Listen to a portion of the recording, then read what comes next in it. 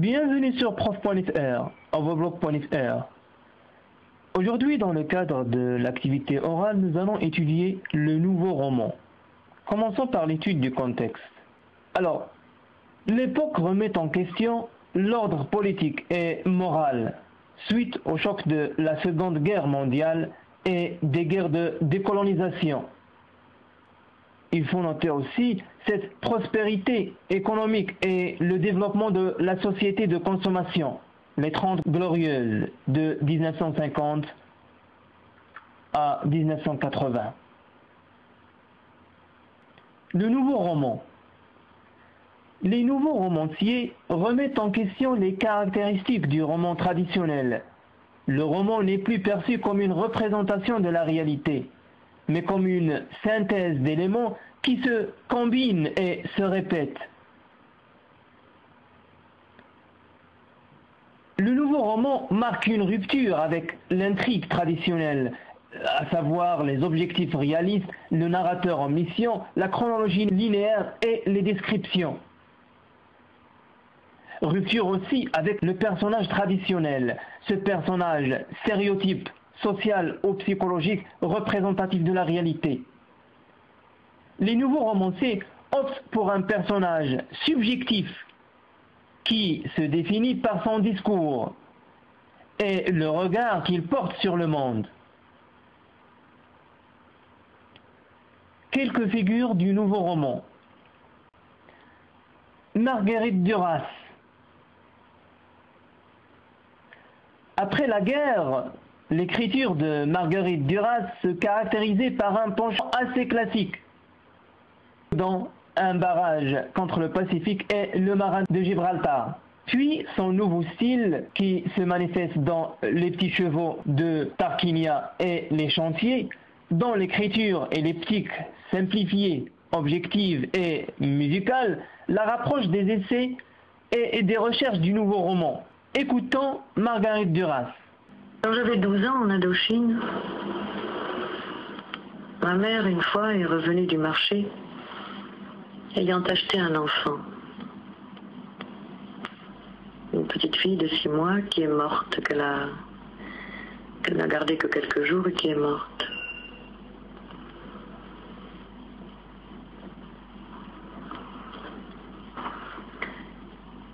C'est un souvenir très violent, toujours très vivant. Nathalie Sarraute.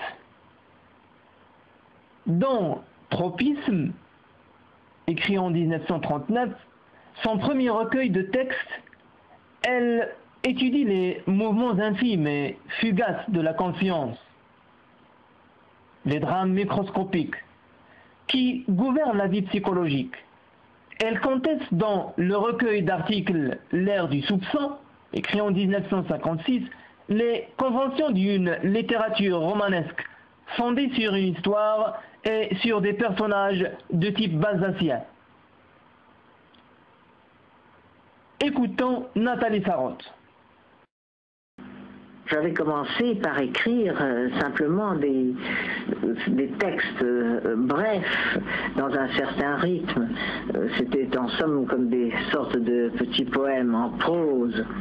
Et je les avais assemblés sous le titre de Tropisme, parce qu'il me paraissait que c'était des sortes de mouvements intérieurs tout à fait instinctifs, qui n'étaient pas sous le contrôle de la volonté, et qui sous-tendaient nos paroles, nos actes, qui sous-tendaient les sentiments connus que nous pouvons nommer, etc. Claude Simon. À l'occasion de la publication de Vent aux éditions de Minuit, Claude Simon fait la connaissance de Michel Butor et d'Alain Robbe-Grillet. Et c'est l'occasion pour qu'il se rapproche des auteurs du nouveau roman. Écriture nouvelle, phrases longues, ponctuation rare ou absente. Dans Histoire, écrit en 1967, il écrit sans ponctuation ni chapitre.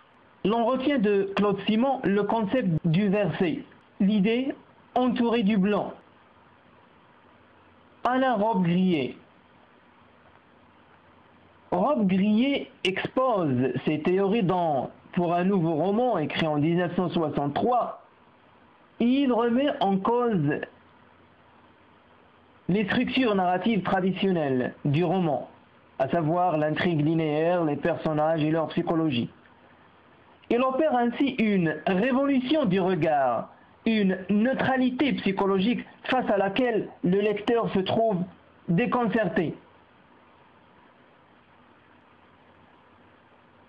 Michel Butor.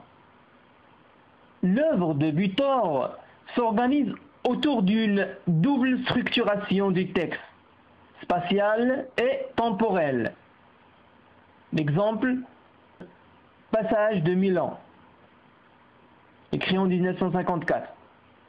Dans l'emploi du temps, écrit en 1956, le héros narrateur mêle ses souvenirs aux événements contemporains de la narration. Dans La Modification, qui a obtenu le prix Renaudot en 1957, Butor utilise la deuxième personne, vous, et conçoit une forme nouvelle du monologue intérieur. Écoutons Michel Butor. Au bout d'un certain temps, c'est devenu plus difficile parce que le recueil, le rassemblement de ces textes a été plus hasardeux. Et puis, pour certains livres, il y a eu des problèmes de mise en page. Parce qu'à partir d'une certaine époque, la mise en page a pris beaucoup d'importance pour moi. Et j'ai eu la chance, par exemple quand j'ai publié Mobile, j'ai eu la chance de tomber sur un chef de fabrication, un maquettiste qui avait beaucoup de talent et qui s'intéressait à ce que je faisais. Il s'appelait Massin. Et donc c'est lui qui a eu l'idée de prendre ce format, ce beau format. Fin de cette séance.